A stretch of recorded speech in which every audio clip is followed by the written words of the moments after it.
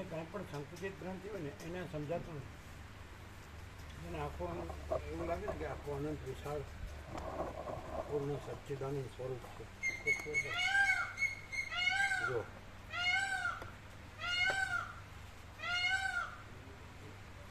એવું છે પ્રેક્ટિકલ.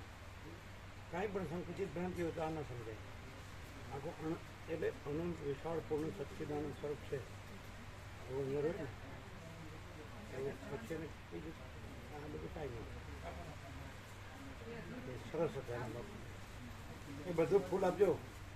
વચનાનું બધા ફૂલ બાકી છે એમ નહીં. કાલે જે બધા ફૂલ નહોતા આપ્યા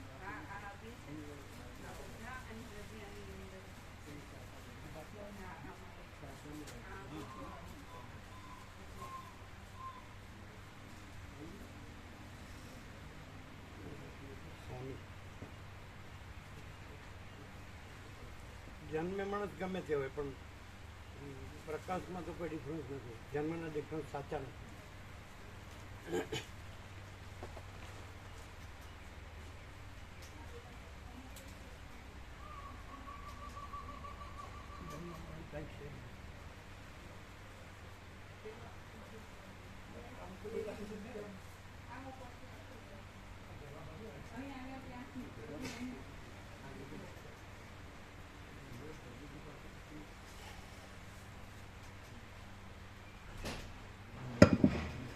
ઓમ ઓમ ઓમ ઓમ બરાબર છે અવાજ કે ઓછો છે? ઓમ ખેંચવું પડે એવું નથી. ઓમ બરાબર છે.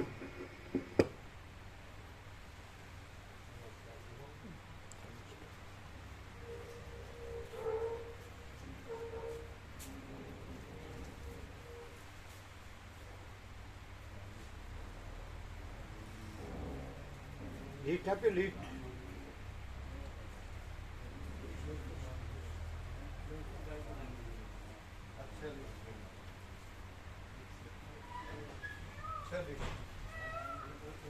અને કાલે જે બધા આપે ને અહીંયા રાખ્યા હતા બધા છેલ્લે બધા આપે ને આ લોકોને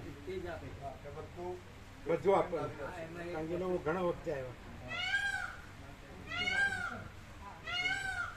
કાલે બધું ફૂલ આપ્યું ને આ લોકોને ખ્યાલ આવ્યો ને? એ બધું ફૂલ આપવાનું તમને ખ્યાલ છે? એ ક્યાં સાંભળે? અરે અહીં બધું ફૂલમાં આપ્યું છેલ્લે. એ બધું ફૂલ આપો કારણ કે ઘણા વખતે આવ્યા. બધું બધું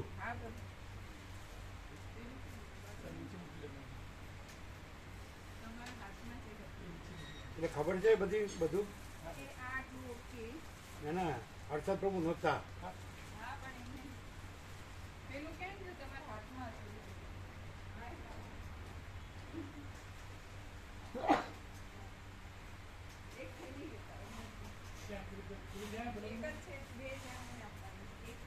બધું ધ્યાન રાખવું પડે. કાલે આ લોકોને આપે ને બધા 7 જણને ફૂલ કેટલા હતા? 7 નતા? એક મોટી કોથળી ભરી દેવાની. અને પેલું ભગવાનનો વ્યાપક વાર્ષિકો છો તો હાથમાં આપવાનું. તો હાથમાં નહીં આવે, અંદર મૂકી દેશો તો.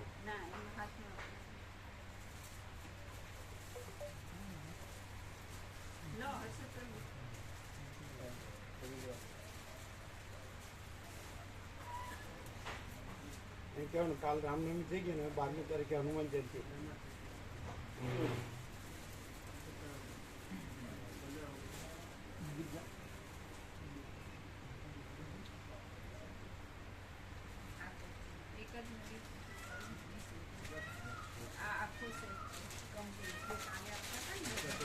પેલા બધાને આપ્યો તો એ બધું છે ત્યાં વચનામૃત ઓછા દેખાય છે. જે પહેલી વખત આવ્યો હોય એને જે બધું આપ્યું હતું ને પ્રભુ અહીં આવ્યા ને ત્યારથી બધા વચનામૃત આમાં છે. એની સાથે આ સ્ટીકર સેટ છે. આ બંને પછી આ જે છે એ તો આગળ ના જૂના હોળી સુધીના. લાસ્ટ ક્યાં છે? લાસ્ટ બધા આવી ગયા. હા આ લેટેસ્ટ બધા અમે પોતે જ વાળા બધા એમાં આ નાનું આ છેલ્લું નાનું હતું ને આ એ પણ આવે. નિરપેક્ષ સત ને આ એ નાનું બરાબર. નિરપેક્ષ નિરપેક્ષ સત છે એમાં હા આ રહ્યું. બરાબર રાખી દો. આખો સેટ અને આ લેટેસ્ટ આવ્યું એ ઉપર મૂક્યું. એક આ અને પેલું આ અડધું તો સચિન A4 વાળું આનંદ.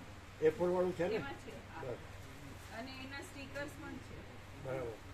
અને આ સચિન આનંદનો સેટ આખો એટલે આ કમ્પ્લીટ આખું એક થેલીનું. હા એક આપો અને આ એમના હાથમાં હાથમાં આપો.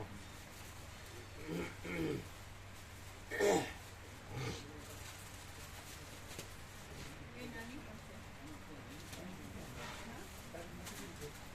એ એક જ મળી મને પણ અહીંયાથી પેલા બોક્સ આ બસ આ રહ્યું.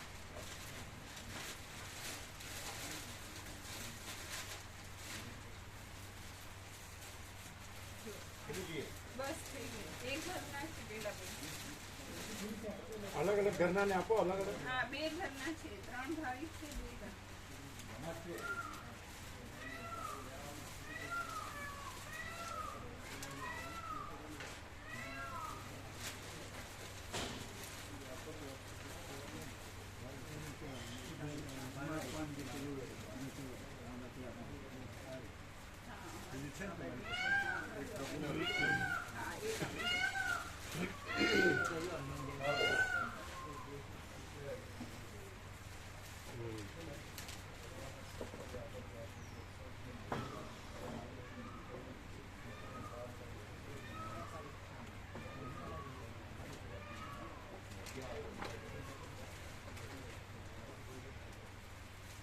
આ બે આવે.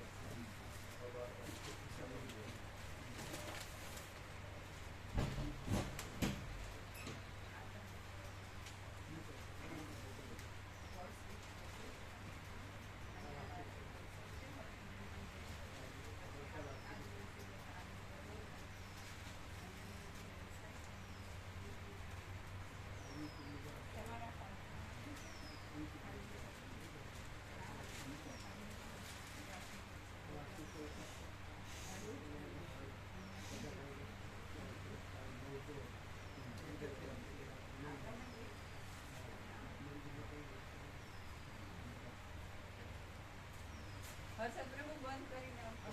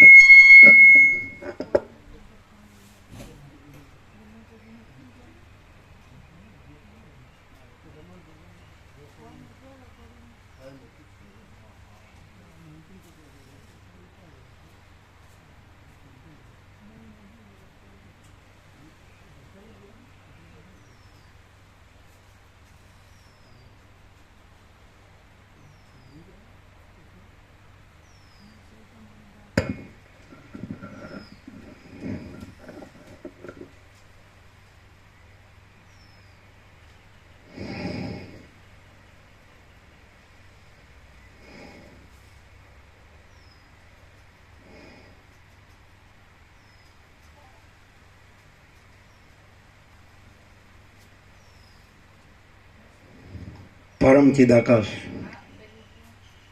પરમ જ્યોતિ, અખંડ જ્યોતિ, અનંત, પૂર્ણ, પરમ ચિદાકાશ, પરમ શાંતિ, स्वयं सिद्ध, स्वयं प्रकाश, स्वयं पूर्ण, स्वस्वरूप, यही सब कुछ है, इसके सिवा कुछ नहीं है। शून्यभास, अनंत कोटि, महाकल्पो है ही नहीं। बस એટલે રામ નિર્વાણોત્તરાર્ધ રાઉન્ડ 38મો રાઉન્ડ અવાજ ઓછો છે.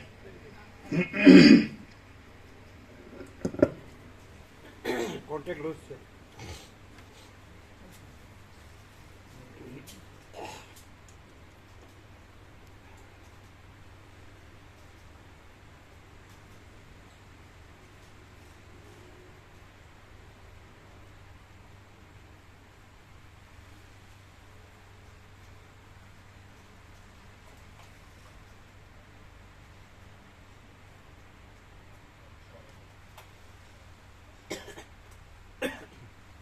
બધા કોન્ટેક્ટ જોવા, જે ખાસ કરી જે કોન્ટેક્ટ કાયમ લૂઝ હોય છે ને એ ફિટ કરવાથી થઈ જતું હોય છે, એ કોન્ટેક્ટ ખાસ ફિટ કરો. લાસ્ટ જે કોન્ટેક્ટ કાયમ ઓમ ઓમ એટલે ખેંચવું ન પડે. ઓમ બરાબર છે, હા બરાબર છે, ચાલો છોડી દો.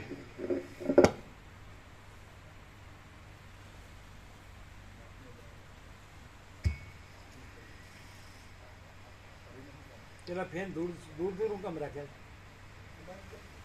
એક અહીં રાખો ને, એક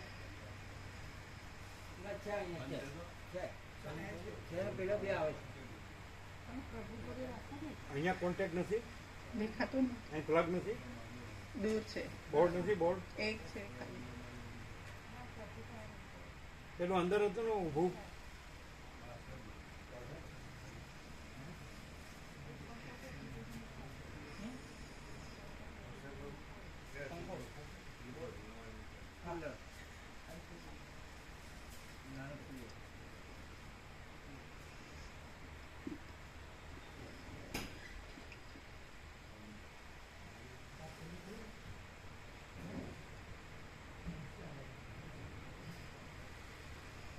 આ બંધ કેમ કર્યો?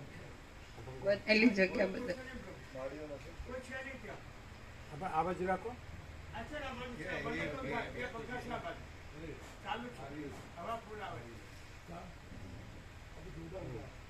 ચલો. આદ્ય પરબ્રહ્મ સદગુરુ દેવ કી જય. ઓમ શ્રી પરમાત્મને નમઃ. સદગ્રંથોમાં શિરોમણી શ્રી યોગ વાસિષ્ઠ મહારામાયણ નિર્વાણ પ્રકરણ ઉત્તરાર્ધ, પેજ નંબર 1520, 1520, સર્ગ 126મો. મરણ પામેલા રાજાઓને સંસારની ભ્રાંતિ. આ 126મા સર્ગમાં મરી ગયેલા ચારે વિપશ્ચિત રાજાઓને પોતાની અંદર જ સંસારની ભ્રાંતિ દેખાશે અને ઉત્તર તરફના વિપશ્ચિત રાજાને અંધારી ખાઈ દેખાયા સુધીનું વર્ણન કરવામાં આવશે. 1520, 1520, સર્ગ 126મો. રામ બોલ્યા, હે મુનિ શ્રેષ્ઠ, પૂર્વ આદિ દિશાઓના અંતોમાં ગયેલા તે વિપશ્ચિત રાજાઓએ દ્વીપો, પર્વતો, સમુદ્રો અને વનો આદિમાં જઈને પછી શું કર્યું?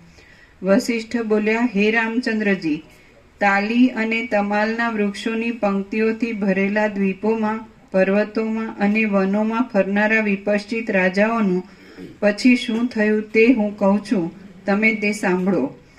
એક વિપશ્ચિત રાજાને ક્રૌંચ દ્વીપના સીમાડાના પર્વતના પશ્ચિમ ભાગમાં કોઈ હાથીએ કમળની પેઠે શિખરની શિલામાં ગંડસ્થળ વડે પીસી નાખ્યો.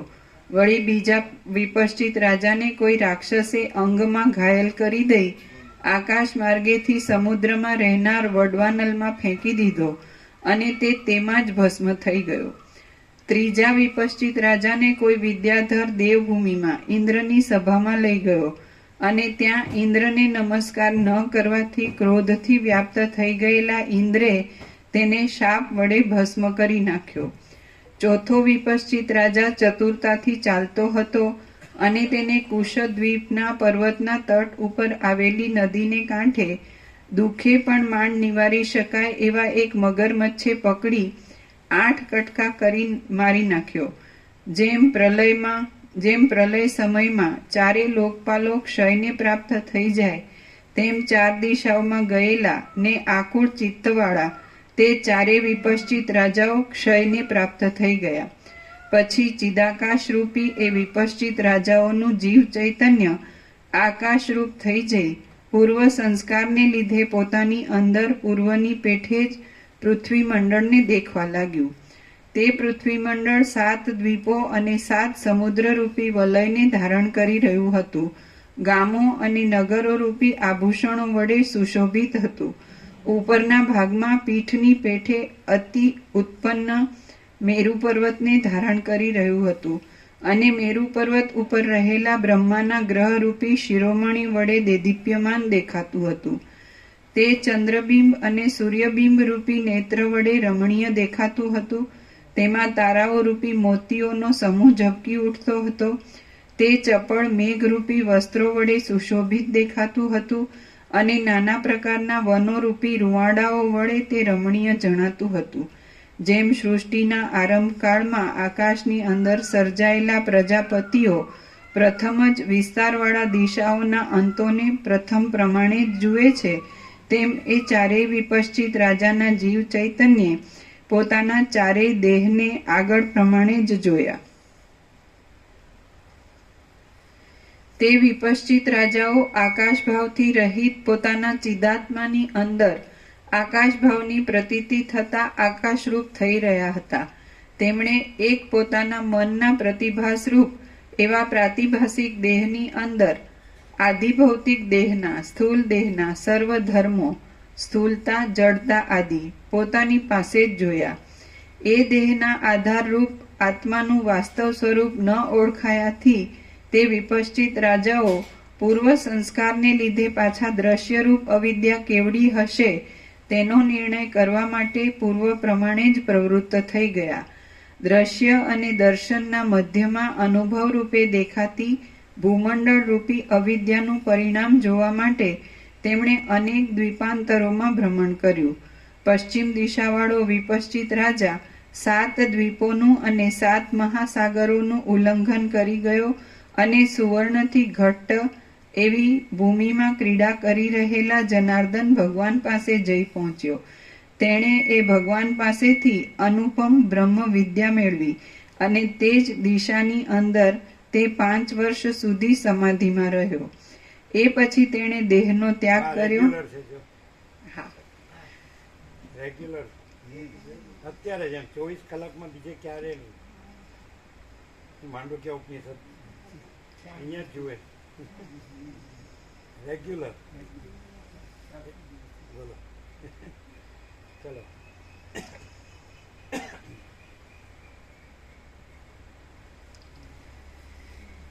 એ પછી તેણે દેહનો ત્યાગ કર્યો અને તેનું ચિત્ત કેવળ ચિદ્રૂપતાને પ્રાપ્ત થઈ ગયું. એટલે તેનો પ્રાણ જેમ આકાશ ભાવને પ્રાપ્ત થઈ ગયો તેમ તે પોતે પરમ નિર્વાણને પ્રાપ્ત થઈ ગયો. હા. પશ્ચિમ દિશાવાળો વિપશ્ચિત રાજા 7 દ્વીપોનું અને 7 મહાસાગરોનું ઉલ્લંઘન કરી ગયો અને સુવર્ણથી ઘટ્ટ એવી ભૂમિમાં ક્રીડા કરી રહેલા જનાર્દન ભગવાન પાસે જઈ પહોંચ્યો. તેણે એ ભગવાન પાસેથી અનુપમ બ્રહ્મ વિદ્યા મેળવી અને તે જ દિશાની અંદર તે 5 વર્ષ સુધી સમાધિમાં રહ્યો.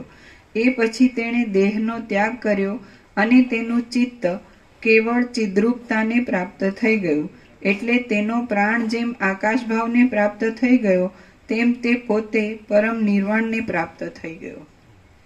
પૂર્વ દિશાવાળો વિપશ્ચિત રાજા પૂર્ણિમાના પૂર્ણ ચંદ્રબિંબની સન્નિધિમાં પોતાના દેહની સ્થિતિ છે એવું ચિંતન કરવા લાગ્યો અને પોતાના તે દેહને મૂકી દઈ તે ચંદ્રલોકમાં જઈ રહ્યો. દક્ષિણ દિશા તરફનો વિપશ્ચિત રાજા શાલ્મલી દ્વીપમાં શત્રુઓના સમૂહને ઉખેડી નાખી હજી અદ્યાપી પર્યંત રાજ્ય કરે છે. તેને પારમાર્થિક તત્વનો લાભ થયો નથી, તેથી તેને બાહ્ય પદાર્થોનું હજી વિસ્મરણ થયું નથી. ઉત્તર તરફનો વિપશ્ચિત રાજા ચપળતાથી પછડાયા કરતા તરંગોવાળા 7મા સમુદ્રમાં સ્વાદુદકમાં 1000 વર્ષ પર્યંત મગરમચ્છના ઉદરમાં રહ્યો હતો. ત્યાં તે મગરમચ્છના ઉદરના માંસનો આહાર કરતો હતો. એ મોટો મગરમચ્છ મરી ગયો એટલે ઉત્તર તરફનો એ વિપશ્ચિત રાજા મગરમચ્છની જેમ મગરમચ્છના ઉદરમાંથી બહાર નીકળ્યો. પછી હિમના જેવા શીતળ જળવાળા એ સ્વાદુદક સમુદ્રના 80,000 યોજનનું ઉલ્લંઘન કરી તે વિશાળ ઉદરવાળી અને સુવર્ણની ઘાટા વિસ્તારવાળી ભૂમિમાં પહોંચ્યો. તે ભૂમિ 10,000 યોજન પર્યંત વિસ્તીર્ણ હતી અને દેવતાઓને સંચાર કરવાના માર્ગરૂપ હતી. ત્યાં તે મૃત્યુ પામ્યો. આમ ઉત્તર તરફનો તે વિપશ્ચિત તે ભૂમિમાં મરણ પામ્યો. એટલે જેમ અગ્નિના મધ્યમાં રહેલું કાષ્ઠ ક્ષણવારમાં અગ્નિભાવને પ્રાપ્ત થઈ જાય છે.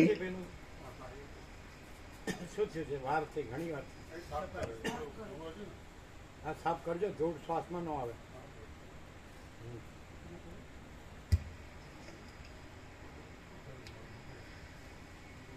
પછી હિમના જેવા શીતળ જળવાળા એ સ્વાદુદક સમુદ્રના 80,000 યોજનનું ઉલ્લંઘન કરી હવે આ ચાલુ કરો. આવ્યા ફેન ચાલુ કરો.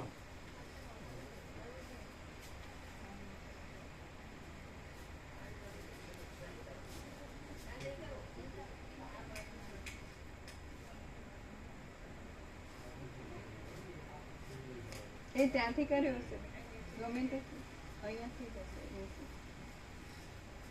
ઉપરવાળી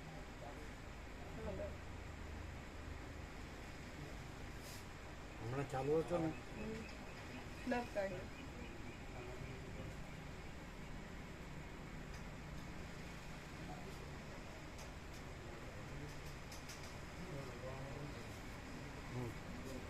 ચલો.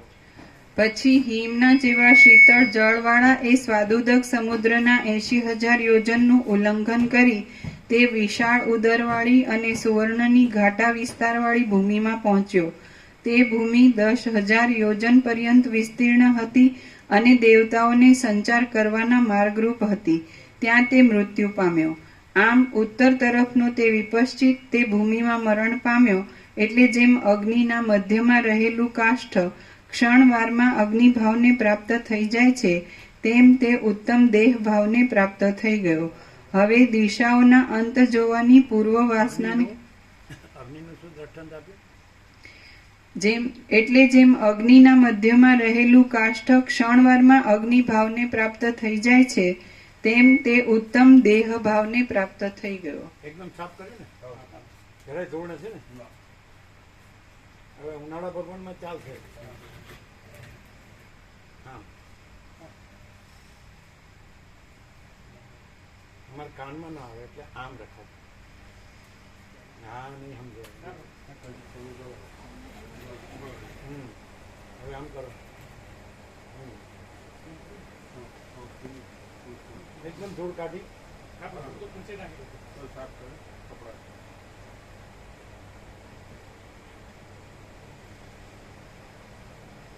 ઊંચું છે આમ.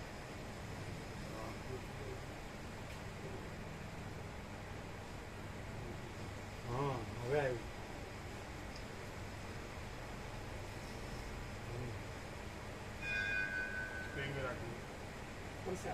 એક મિનિટ.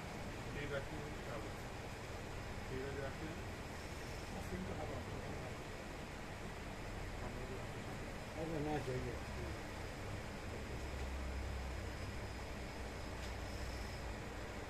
થોડું આમ થોડું.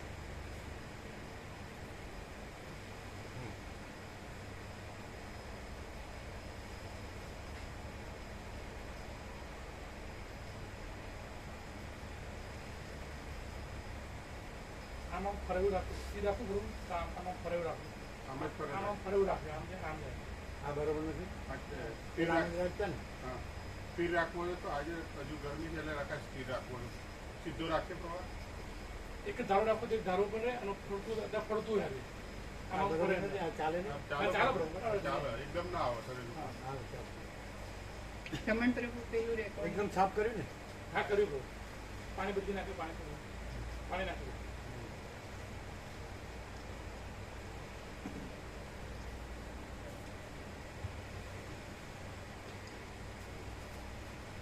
આમ ઉત્તર તરફનો તે વિપશ્ચિત તે ભૂમિમાં મરણ પામ્યો.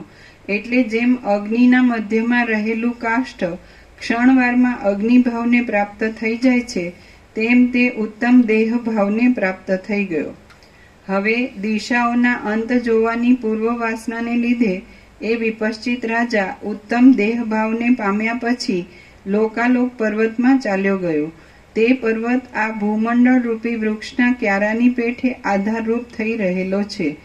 એ પર્વત 50,000 યોજન ઊંચો છે. તેનો એક જ પ્રથમ ભાગ સૂર્યના પ્રકાશ વડે તથા લોકોના વ્યવહાર વડે યુક્ત છે. બાકી તેના બીજા ભાગમાં તો કોઈનો પણ સંચાર નથી. લોકાલોક પર્વતના શિરોભાગમાં પ્રાપ્ત થયેલા અને તારાઓના માર્ગમાં રહેલા એ વિપશ્ચિત રાજાને નીચે રહેલા મનુષ્યો આ કોઈ ઉચ્ચ નક્ષત્ર છે એવી શંકાથી જોતા હતા. લોકાલોક પર્વત મહાસાગરની સ્ફૂર્તિ છે. મહાસાગર સત્તા પ્રકાશ સત્તા સ્ફૂર્તિ. તો જો આ સ્ફૂર્તિ ભ્રાંતિમાં તાદાત્મ્ય અભિનય સ્વાભિમાન હોય કે હું આ સ્ફૂર્તિ છું, અને જો મહાસાગરને જ્યાં સુધી ન જાણે ને ત્યાં સુધી ભમ્યા જ કરે. એ પછી એની ઉત્પત્તિ, પછી સ્થિતિ, પછી લય, ઉત્પત્તિ. જેમ મોજા હોય મહાસાગરના, તો મહાસાગરના મોજા ઉત્પન્ન થાય, પાછા ચાલે ને પાછા લય પામે, પાછા ઉત્પન્ન થાય, પાછા એનો અવિદ્યાવસ્થાનો સંકલ્પ એ જ સ્ફૂર્તિ, ચલન અને તરંગનો આકાર સંકલ્પ, અને સંકલ્પનો હું અને દ્રશ્ય, દ્રષ્ટા દ્રશ્ય, જીવ જગત ને બધું, અને પછી આખું દ્રશ્ય. અને એ દ્રશ્યરૂપ અવિદ્યાનો અંત જોવા જાય તો એને જડે જ નહીં, કારણ કે એ ભ્રાંતિ છે, કાંઈ છે જ નહીં. અને જો પોતાનું આત્મજ્ઞાન થાય, અંતર્મુખ થાય ને એ પોતાનો સ્વરૂપાનુભવ થાય, સ્વરૂપ જ્ઞાન થાય, સ્વરૂપ ધ્યાનથી, તો પછી પોતે અનંત સંપૂર્ણ ચિદાકાશ મહાસાગર. એટલે આ જે જીવ સ્ફૂર્તિ છે અને જગત સ્ફૂર્તિ છે, તો જ્યાં સુધી અવિદ્યા વાસનાના સંકલ્પથી હું આ દ્રષ્ટા છું, આ દ્રશ્ય છે, અને હું જન્મું છું, જીવું છું, અને પછી મૃત્યુ પામું છું, તો આ આખું ચક્ર ચાલ્યા જ કરે, જન્મ મરણનું સંસાર ચક્ર. અને એટલે એ વૃત્તિ અવિદ્યાથી, અજ્ઞાનથી બહિર્મુખ હોય એટલે એનું તાદાત્મ્ય અભિનય સ્વાભિમાન ચલન અને અવિદ્યાવાસનાના સંકલ્પમાં જ હોય, તરંગ. અને પછી એનું સ્થૂળ રૂપ દ્રષ્ટા દ્રશ્ય, દ્રષ્ટિ સૃષ્ટિ. એટલે જ્યાં સુધી એ દ્રશ્યરૂપ અવિદ્યાનો અર્થ શું થાય કે એને જે નથી એપિયરન્સ, જે આભાસ માત્ર, એનો અંત જોવો છે, એટલે જડે જ નહીં, એટલે વધારે બહિર્મુખ જ ભમ્યા કરે. અને એને આ મળે, વસિત પ્રકાશ મળે, એટલે પોતે, એટલે પછી એ બહિર્મુખ જે સ્ફૂર્તિ છે એ અંદર વળે. એ આત્મસાક્ષાત્કાર છે ત્યાં સુધી વૃત્તિ કહેવાય. એટલે વસિત કે છેલ્લે આત્મસાક્ષાત્કાર વૃત્તિ પણ નથી, અખંડ બ્રહ્મમાં અખંડ બ્રહ્માકાર વૃત્તિ પણ નથી. એટલે એ છેવટે પછી એ જે સત્તા પ્રકાશ છે રે, એ તો રહેલો જ છે, એ તો એક જ અદ્વિતીય અનાદિ અનંત ચિદાકાશ એક જ છે. તો પછી એ આત્મસાક્ષાત્કાર વૃત્તિ પણ ન રહે. અખંડ બ્રહ્મમાં અખંડ બ્રહ્માકાર વૃત્તિ પણ નથી. એ ખાલી ભ્રમ છે, તો એના સાપેક્ષ જ આત્મસાક્ષાત્કાર કીધું, પણ ભ્રમ નથી. સ્ફૂર્તિ, ચલન અને તરંગ, એટલે અવિદ્યા અને સંકલ્પ, અને એનું સ્થૂળ રૂપ આ જીવ જગત કે દ્રષ્ટા છે, અને એના જન્મ જીવન મરણ સંસાર ચક્ર. હવે એ બહાર જ આ બહિર્મુખ, આમ અંદર બહાર એવું છે જ નહીં, અખંડ ચૈતન્ય છે, અખંડ બ્રહ્મ છે. તો એ જ્યાં સુધી બહિર્મુખ વૃત્તિ એટલે સ્થૂળ, અંતર્મુખ એટલે અધિષ્ઠાન, સૂક્ષ્મ કારણ અને અધિષ્ઠાન. બહિર્મુખ એટલે અધિષ્ઠાનના સાપેક્ષ, ચિદાકાશના સાપેક્ષ, બ્રહ્મના સાપેક્ષ, પરમાત્માના સાપેક્ષ. તો અવિદ્યા પણ કારણ પણ બહિર્મુખ છે, અને વાસનાનો સંકલ્પ પણ બહિર્મુખ છે, અને હું ને જગત એ બહિર્મુખ છે. એટલે જે કારણ ચિદાભાસ ઈશ્વર, સમષ્ટિ મોટો જીવ કલ્પના, એ બહિર્મુખ. સમષ્ટિ સાક્ષી બ્રહ્મ સાપેક્ષ તો સમષ્ટિ સાક્ષી બહિર્મુખ જ ગણાય. અને એનો સમષ્ટિ સૃષ્ટિ સ્થિતિ પ્રલય કરતાનો સંકલ્પ હિરણ્ય ગર્ભ બ્રહ્મા વિષ્ણુ મેં સહી બહિર્મુખનું બહિર્મુખ. એનું આ વિરાટ એ બહિર્મુખનું બહિર્મુખ સ્થૂળ, સમજે છે, કારણ સૂક્ષ્મ સ્થૂળ. તો એ આ સ્થૂળમાં આવી ગયો છે. એટલે એને આ તત્વબોધ મળે તો એને અત્યંત સૂક્ષ્મ સંપૂર્ણ શુદ્ધ અવલોકન જ્ઞાન. પછી પોતાનું અધિષ્ઠાન શું છે તો અંદર જાય તો એનું મન છે એ હિરણ્યગર્ભ જે સમષ્ટિ સંકલ્પ છે એનો અંશ છે, અને એનો જીવ છે એ સમષ્ટિ ચિદાભાસ છે, સમષ્ટિ મોટો જીવ કલ્પના ઈશ્વર એનો અંશ છે. અને પછી એનો આત્મા છે પોતાનો, તો સમષ્ટિ સાક્ષી બ્રહ્મ છે એ છે. એટલે પછી પોતે ત્યાં પછી સાક્ષ્ય નથી, ઈશ્વર હિરણ્યગર્ભ વિરાટ નથી, અને સમષ્ટિ અધિષ્ઠાન છે. પછી અયમ આત્મા બ્રહ્મ, એટલે આત્મા અને બ્રહ્મ, પિંડેશ્વ બ્રહ્માંડે આત્મા સો પરમાત્મા. એટલે પછી આત્મા અને બ્રહ્મમાં ડિફરન્સ નથી. એટલે પોતે એ આ નથી ને આનંદ સચ્ચિદાનંદ બ્રહ્મ છે આ રીતે. એટલે એને આ છેલ્લી વૃત્તિ આત્મ સાક્ષાત્કારની છે એ પણ નથી, કારણ કે કાંઈ થયું જ નથી. આ તો ભ્રમ થયો, એના સાપેક્ષ આ બધું કીધું. હા, પણ એ કાંઈ થયું નથી. એટલે સમષ્ટિ બ્રહ્મ ઈશ્વર હિરણ્યગર્ભ વિરાટ સાક્ષી નથી થયું, કારણ કે અખંડ ચૈતન્ય છે, પરમ ચિદાકાશ, પરમ જ્યોતિ, અખંડ જ્યોતિ, મહાચિદાકાશ, સ્વયં પ્રકાશ, સંપૂર્ણ પ્રકાશ, પૂર્ણ બ્રહ્મ, અનંત તેજગન, અનંત ચિદઘન, પરમાકાશ, કેવલ અનંત શુદ્ધ તેજગન, પરમાકાશ, અખિલ આત્મા, પૂર્ણ બ્રહ્મ, પરમાત્મા. તો આ પૂર્ણ સત્ય અને પૂર્ણ તત્વ છે, પરમ તત્વ અને પરમ સત્ય. એટલે યહી સબ કુછ है, इसके सिवा कुछ नहीं. તો મહાસાગર જ છે અનંત સંપૂર્ણ મહાચિદાકાશ મહાસાગર. એટલે ચલન ને તરંગના ભ્રમ સાપેક્ષ આ બધી વાત કરી છે કે મહાસાગર છે અને ચલન ને તરંગનો ભ્રમ નથી. એટલે મહાચિદાકાશ છે અને આ બધું સમષ્ટિ વ્યષ્ટિ સાક્ષી સાક્ષી બ્રહ્મ ને ઈશ્વર આત્મા ને જીવ એવું કશું નથી. એટલે સમષ્ટિ વ્યષ્ટિ દ્રષ્ટા દ્રશ્ય નથી અને આખું પૂર્ણ બ્રહ્મ અનંત તેજ ગણ અનંત ચિતગણ. તો આ એને બોધ છે ચૈતન્ય જ છે એટલે એ ચિદાકાશ છે. એટલે આ ચિદાકાશથી જે મહાચિદાકાશ સ્વસંવેદ્ય સહજ નિર્વિકલ્પ એટલે પોતે પોતાથી અનુભવ આવ્યું છે ચૈતન્ય. ચૈતન્ય રૂપી આકાશ. આકાશ જેવો આખો અનંત ચૈતન્ય પ્રકાશ છે. સર્વ પરમાત્મા છે અને ભગવાન બધું રહ્યા છે. એટલે ભગવાન એટલે એ અનંત ચૈતન્ય પ્રકાશ અનંત ચૈતન્ય શાંતિ તો એ છે જ જો હે સો. તો આ સાંભળવાથી શું થાય કે માણસ છે તો એ પોતાના એ જે આખું અધિષ્ઠાન છે એમાં જાગૃત થાય છે. બોધ છે એ જ અધિષ્ઠાન છે ચૈતન્ય એટલે સ્વસંવેદ્ય અને સહજ નિર્વિકલ્પ. એટલે પોતે અનંત સ્વચ્છ મહાચિદા અનંત શુદ્ધ મહાચિદા અનંત સ્વચ્છ મહાચિદાકાશ અનંત શાંતિ છે. એ જ પરમ ચિદાકાશ પરમ પદ પૂર્ણ વિશ્રાંતિ. જે રામ ચાહે છે કે આ ભ્રાંતિમાં મને કાંઈ સાર નથી લાગતો, સંસાર દ્રશ્ય અવિદ્યા અને એમાં મારે કાંઈ જોતું નથી, મારે મારા પરમ પદમાં પૂર્ણ વિશ્રાંતિ છે જેમાં આ જન્મ મરણ રૂપી સંસાર ભ્રમ નથી એટલે ફરી જન્મવું ન પડે એ રીતનું. તો આનાથી માણસને જે આત્મજ્ઞાન છે બ્રહ્મ જ્ઞાન છે એટલે અધિષ્ઠાન જે જ્ઞાન છે તત્વજ્ઞાન છે. એટલે આખું આ જે આકાશ દેખાય છે તો એ અનંત શુદ્ધ ચિદાકાશ છે. એ અજરામરના અખંડ અવિનાશી છે અને એ આ બધો આખો આભાસ છે ભ્રાંતિ છે. તો ઈશ્વરથી માટીની રચ સુધી તો એ આખો એ વિવર્ત ભ્રાંતિ કાંઈ નથી, આખો આભાસ કાંઈ નથી. એટલે પોતાથી જ પોતાનું જ્ઞાન, પોતે જ જ્ઞાન છે, પોતે જ ચૈતન્ય છે, પોતે જ આત્મા છે, પરમાત્મા છે. એટલે પોતાથી પોતાને જાણે અનુભવે અને પોતે તો રહેલું જ છે અને આ બીજું થયેલું જ નથી. થયેલો ભ્રમ છે. એટલે જેમ જાગ્રત હોય ને સ્વપ્નનો ભ્રમ થયો હોય તો બધે સ્વપ્ન પુરુષ થયો હોય, સ્વપ્ન સૃષ્ટિ થઈ હોય તો પછી જાગ્રત થાય છે એવું આ છે. પણ ખરેખર જે મૂળ જે અનંત શુદ્ધ ચિદાકાશ છે એક જ અદ્વિતીય અનાદિ અનંત, તો એમાં પછી આ સંસારરૂપી સ્વપ્નય નથી અને પછી એમાં જાગવા પણ નથી. પણ સ્વપ્ન ભ્રમ થયો છે એના સાપેક્ષ એને આ તત્વબોધની અપેક્ષા છે કે હું આ જીવ છું, આ જગત છે, જન્મું મરું છું, સુખી દુઃખી થાવ. તો એને પછી તત્વબોધ એટલે અધિષ્ઠાન પોતાનું આધારભૂત મૂળ તત્વ છે. બધાનું એક જ છે. જેમ બધા મોજાનો મહાસાગર એક જ છે એમ બધા જીવ જગતનો આ બધી સૃષ્ટિનો સંસારનો એ આત્મા કે પરમાત્મા એ અનંત શુદ્ધ ચિદાકાશ અનંત શાંતિ છે એક જ છે. મહાચિદાકાશ બધાનું એક જ છે. મહાસાગર બધાનો એક જ છે. તો પોતે મહાસાગર છે ને આ ચલન ને તરંગ નથી એટલે સંસાર નથી ને જીવ જગત નથી, દ્રષ્ટિ સૃષ્ટિ નથી ને જન્મ મરણ સુખ દુઃખ નથી. એટલે આ જ્ઞાન છે. એ જ્ઞાન છે એ જ ચૈતન્ય છે ને એ જ ચિદાકાશ.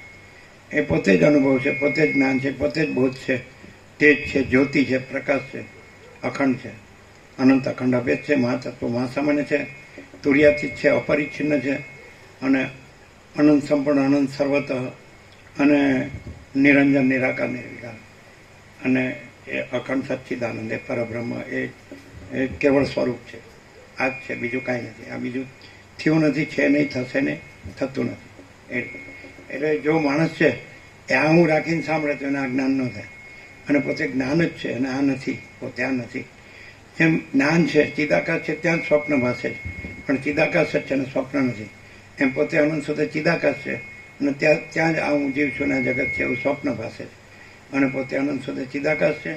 પોતાથી જ પોતે જણાય છે, સ્વસંવેદી છે અને પોતે જ સહજ નિર્વિકલ્પ છે. પોતામાં હું ને જગત છે જ નહીં, જન્મ મરણ એ સંસાર છે જ નહીં. આ રીતે આત્મજ્ઞાન છે.